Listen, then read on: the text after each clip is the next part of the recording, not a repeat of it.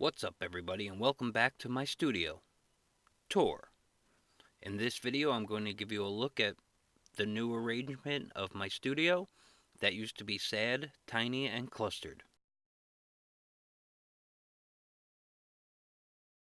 So come on in and join me. Come and see all the wonders the studio holds. I'm kidding, of course. There are no wonders here. Now I know I call it tiny, but it's a whole room. And I know that some of you out there were like me up until a couple years ago. I used to have a single drawer of my dresser and a drawing board in my bedroom. Having an entire room, be it small, is still a huge improvement, and I'm lucky to have it. I like to put my art on my walls, so we'll start with a couple of those, mostly due to the severe lack of storage space that I have. If it doesn't fit in the closet, it goes on the walls. Starting off over here, I have my brush holder, with the majority of the brushes I use. For watercolor, acrylics, and oils, don't worry, I know which are which. As well as the water tub I use for watercolors, and the pretzel bucket has some Prismacolor markers. They don't get used often. Under those I have this nice little storage unit.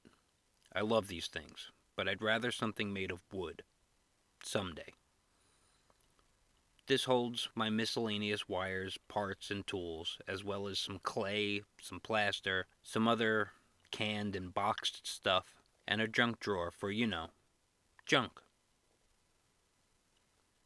There are a few empty drawers too, and you know what that means.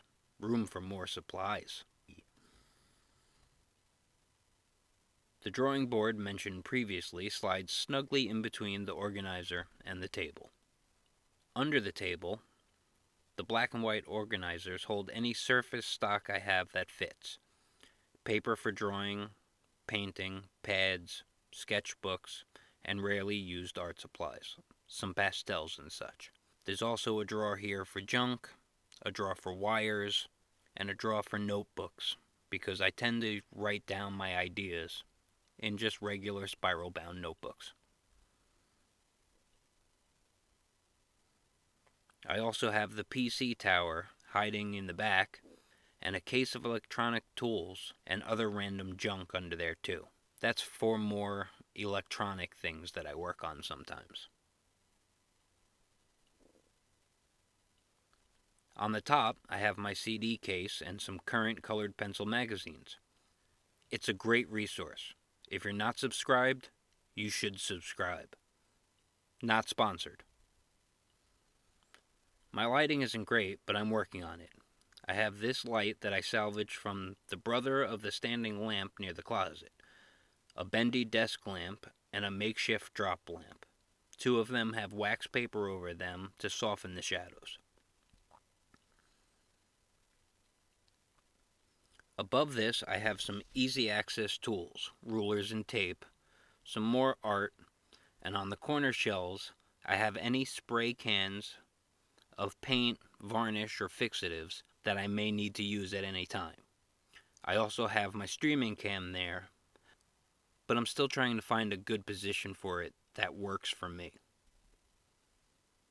On the wall behind the monitor, I have my art degree. Want to buy the frame? It's worth more than the degree, I assure you.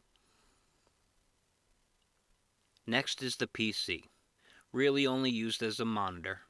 I acquired this piece of junk a few months back, and it is near useless, but the monitor is fantastic. It's an old, off-the-rack HP. They made it bad, and they should feel bad. Anyway, it makes a good display for my reference photos, and if I turn it around and lay it down towards me, it makes a halfway decent light board too. This PC is not used for editing. That is done on my main machine, seen here. Audio and video seamlessly woven together in Adobe Premiere Pro CS5, because I own it.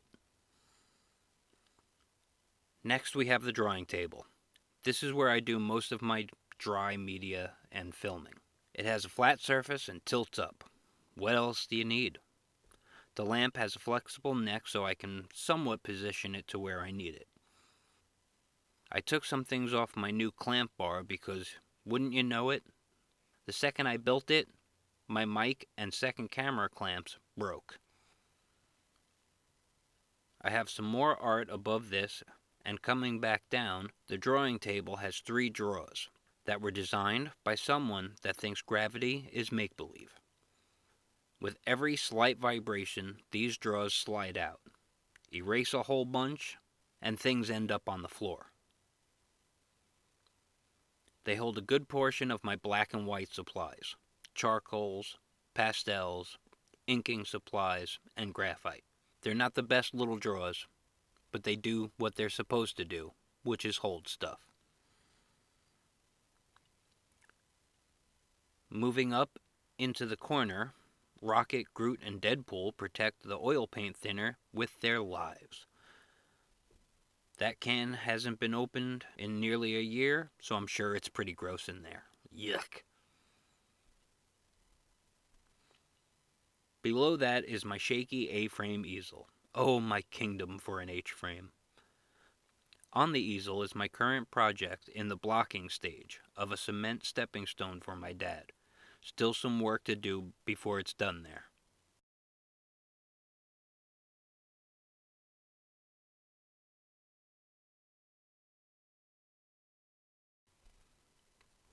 On the wall is one of my airbrushes, the Grex, which just hangs confidently out of the way and mostly out of mind, with the hose hanging down to the compressor on the floor behind the easel.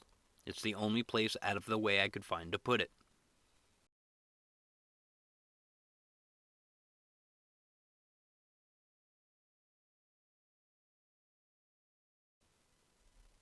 Never mind the poop-colored curtains. We do not need to bring attention to them as we move on to the closet.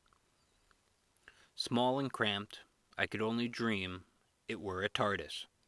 In the closet, I have containers, canvases, new and used, large format paper pads, portfolios, old sketchbooks, drying racks, a random puzzle, and that set of cheap supplies you give to visitors that think markers are used in the same way as a hammer. You know who they are.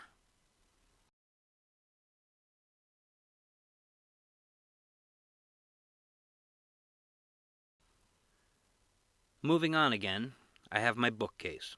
On top, I have my travel painting case and some other random stuff. The top shelf has some old software books, some normal books, some comic books. It's good to take a break sometimes. And a couple of dragons guarding my Zat gun and Captain Mal's pistol.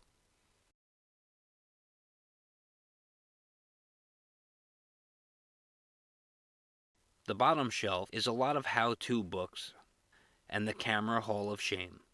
My first JVC camera would still work if I had a battery for it. It used actual tapes, my iPhone 3 or 4, not sure which model that one is. And then I had another JVC camcorder, which should be in the empty spot. I got it secondhand and it died in its second video. I got bored one day and took it apart. And last is my iPhone 5. I still use that for some close-up shots, when I remember I have it. The dresser is my main storage. The top drawer is oil paint. I like the Winsor & Newton Winton oils, but I haven't done much with them lately. Experimenting with other mediums and life has slowed me down this past year. That all changes now. The next drawer is mostly amphibious media, dry and wet stuff. The art bin has the aquarelle graphites I just recently used. Then there's a tin of Inktense blocks,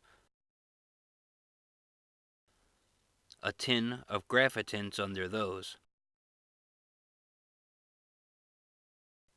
and buried under all of that is my non-light-fast prismas. Then, on the right, I have another finished piece, and the black wood box is all of my usable Prismacolors, with a variety of paper.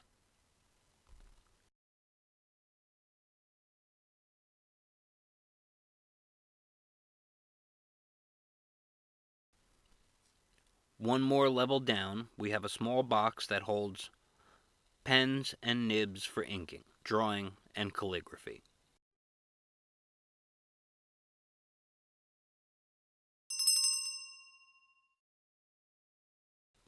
Then, the acrylics. I have mostly switched completely to the Liquitex Basics. They really are great paints. Still not sponsored. The next drawer is filled with some cheap Walmart acrylics. I can thin these down and use them in my airbrush for practice, but they're not good paints at all. All of these combined cost me like 16 bucks. Pretty good for practice paint though.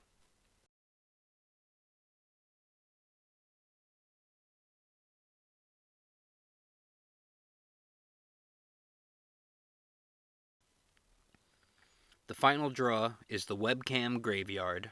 These things aren't dead, they're just awful and old.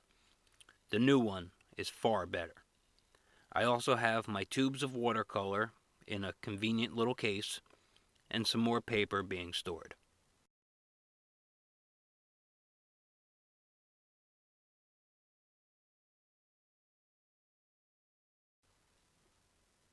Well, this is basically the whole thing. I hope you enjoyed this little tour, and I hope you come back again for my next video. You can subscribe by clicking on my logo, or check out some other works by clicking either of the boxes. Take care. Bye.